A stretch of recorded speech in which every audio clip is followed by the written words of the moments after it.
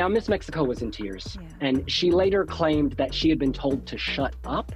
Several of the other contestants, they stood up in solidarity with Miss Mexico. They stormed out of the room in a beauty exodus. Some commentators are saying that this is actually the most controversial Miss Universe pageant ever.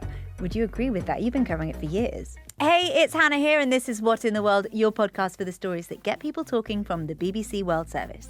Today we're talking about Miss Universe, because for a pageant that's meant to celebrate beauty and glamour, things are getting ugly. The final is about to take place in Thailand, and it's already hitting the headlines for all of the wrong reasons. From contestants walking out of events to bickering about the future of the competition, and its finances are in trouble. So what's going on with Miss Universe, and is there still a place for beauty pageants? I'm speaking to BBC journalist William Lee Adams about this. Hey, William, it's so great to have you back. Hello, universe. Hola, universo. And hello, Hannah. Hello.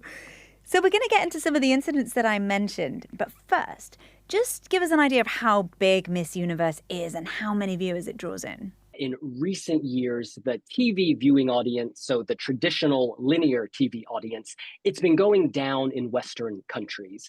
In 2014 in the United States, there were 7.7 million TV viewers, but then last year, the US broadcast only had around 2.1 million viewers. So you could look at that and say the popularity is decreasing, but I think we need to remember that people engage with live events, contests differently today than they did even 10 years ago because of social media.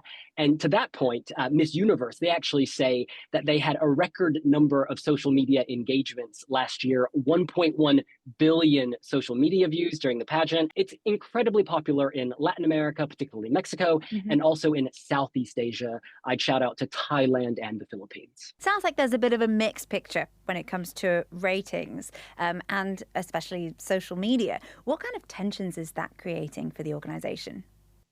Oh, Hannah, tension is the perfect word. And I'm not referring to tensions between the contestants. I'm talking about two businessmen who are really central to this year's pageant and the broader organization. You know, on the one hand, you have Raul Rocha Cantu. He's a Mexican businessman and he's the president of the Miss Universe organization. They are the body that owns the pageant globally, and they also sell franchises of the pageant. In 2024, early last year, he bought a 50% stake, so half of the Miss Universe organization. He paid $16 million.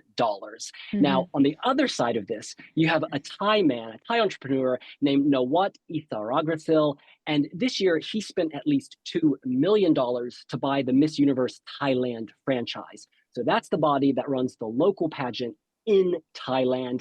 And he'll be doing that for, more than 2 decades to come. So he's really in this for the long haul. What's important to note about these two men is they have different visions of the pageant, what it is, what it should be, and how it can stay culturally and financially relevant.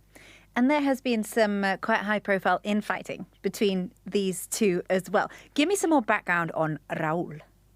Raul is very much a traditional businessman. He's a fan of the traditional pageant model, which does very well across Latin America. And how that works is you sell the TV rights, then you get sponsorships for the broadcast and for various events leading up to it. And you also franchise the pageant to partners in individual countries. So Miss Brazil, Miss Colombia, Miss Thailand, etc. Now, as part of that model, money can also be made through licensing and merchandising. So you slap the Miss Universe logo and the name on products, beauty products, clothing, etc. For Raul, the beauty queen, she's really an ambassador. She's there to sort of represent the pageant, yes, but also to advocate for humanitarian causes. And then the pageant as an organization deals with the money around that. Nawat, though, that's a totally different picture. Yeah, he's less of a traditional, more of a social media-oriented guy, right? Yeah, absolutely. I'd say he moves from tradition to TikTok, and he has very big ambitions for himself.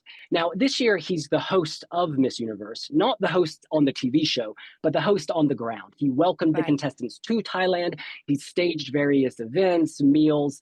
He even staged a contest where you could win a dinner with him. He thought that was a very nice prize. He's got a very big personality, and you see this on his TikTok where he has over 1 million followers. Now, in terms of business, he leans into this idea of live shopping. So if you go on his TikTok, you'll see him selling products in real time. This live shopping is already huge in China on platforms like Douyin and TikTok, and in Southeast Asia, it's increasingly relevant. Even in the US, the TikTok shop recently eclipsed eBay in terms of sales, to give you a sense of how popular live selling is. In his vision, the queens, they're not just ambassadors, they're also salespeople. And he also has been putting quite a lot of pressure on these contestants to do just that. And we saw how that blew up, right? That video of the beauty queen standing up and walking out of one of these events. What happened there? Oh, yeah. Magma under the surface heats up and the lava explodes. And I think that's what we've seen this year. We saw it, didn't we? We all saw that video. Oh, yes, turning heads, getting headlines. And this all stems from one of the most beautiful events at Miss Universe, and that's the sashing ceremony. This is where the contestants, shortly after arrival, gather in a beautiful room and they officially receive their sash. You are Miss Lesotho. You are Miss Egypt. It means a lot to these women. It's going through my head, it's beautiful. But this year, as you teased, it turned ugly. Nawat was hosting the ceremony, and naturally he was live streaming it because he's very digital. And he questioned out loud whether Miss Mexico, Fatima Bosch, was doing enough to promote the pageant and its sponsors. And he called her out for what he saw as a lack of posting. He said that was disrespectful to Thailand, which is hosting the pageant. Now, at a certain point, he asked Miss Mexico to explain herself. And Miss Mexico made it clear she did not want to be spoken down to.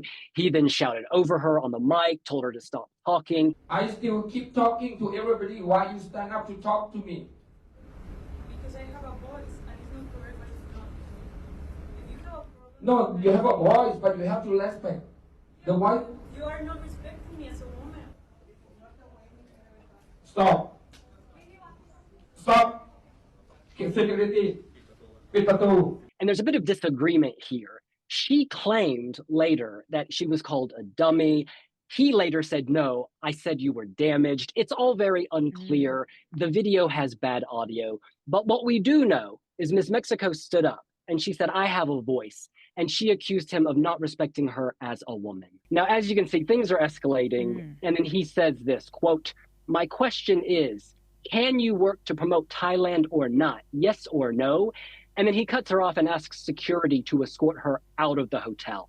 Now, Miss Mexico was in tears, and she later claimed that she had been told to shut up. Several of the other contestants, they stood up in solidarity with Miss Mexico. They stormed out of the room in a beauty exodus. And this exodus included the reigning Miss Universe, last year's winner from Denmark.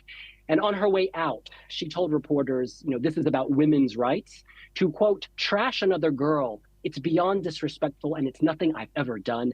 That's why I'm taking my coat, and I'm going. And what did Raul and the Miss Universe organization have to say about that? Raul released an official video statement on the Miss Universe organization's Instagram, and he emphasized that the organization is committed to respecting women and upholding their dignity.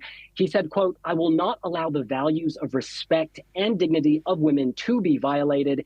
He also promised to limit Nawat's participation in the pageant, stressing that the organization won't tolerate any disrespect or humiliation. What about Nawat? Did he apologize? Well, by the evening, Nawat was back on social media posting teary videos. There's several of them, but I sort of want to flag two of them. In one video, he said, I'm a human. I didn't want to do anything like that. And then in another, he stood in front of some pageant contestants, notably Miss Mexico was not among them. And he said, quote, I had not intended to harm anyone because I respect all of you. I am so sorry it happened. First, I have to apologize to the delegates. If anyone was affected and not comfortable with what happened, I am so sorry.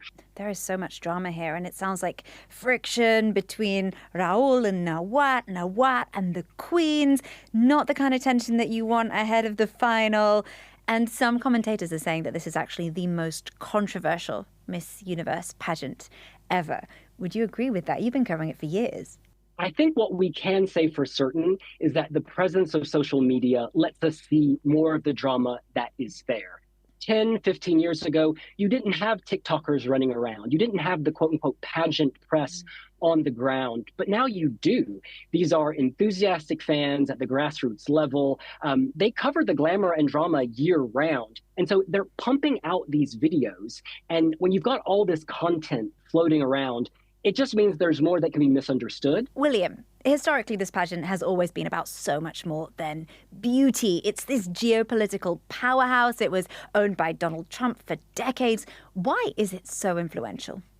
Well, Hannah, at the end of the day, there are very few programs that are broadcast across the world at the exact same time where people across borders can tune in to the same thing, have the same conversation. And that always will appeal to people who want to be part of this global body, but then also to sponsors. You know, they want to be connected to so many people at once. You have nations big and small getting to see themselves represented.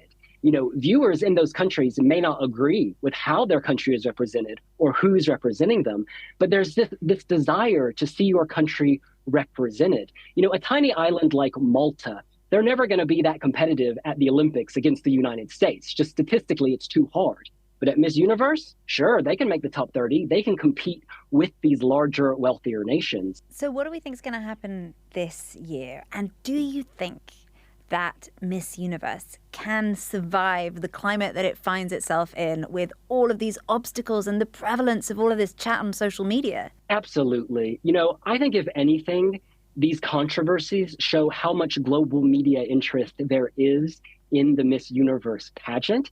These scandals highlight that people want to talk about it because it's part of the cultural fabric. It's a tradition for so many people around the world. Yes, it's shorthand for many things, and not all of those things are flattering. But to so many people, this pageant speaks to their culture. It speaks to the history. So I think countries all over the world will continue to cherish their pageants. Sure, maybe big countries in the West will lose interest, but that's okay. It means that the Philippines has one less country to compete against, right? So vantage point really matters. Interesting. So it's still got huge global support and millions of viewers will be watching the final. William, thank you so much. Thank you so much. Kapung ka. That's it from us. But if you like this episode, we have got plenty more wherever you get your BBC podcasts or right here on the BBC World Service YouTube channel. And while you're here, please do like, subscribe, leave us a comment down below. We would love to hear from you. I'm Hannah. This is What in the World from the BBC World Service, and we'll see you next time. Sorry, Hannah, it is not goodbye yet. Since we recorded this, there has been some breaking news out of Thailand. 2 of the 8 Miss Universe judges have resigned, and one of them has accused organizers of rigging the selection process.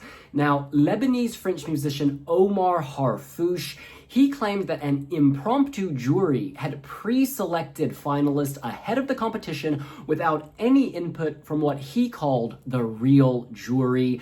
He said it was a potential conflict of interest due to relationships with contestants. As for the Miss Universe organization, they have responded and they have denied the claims and said that no external group has been authorized to evaluate delegates or select finalists. The drama does not stop in Thailand.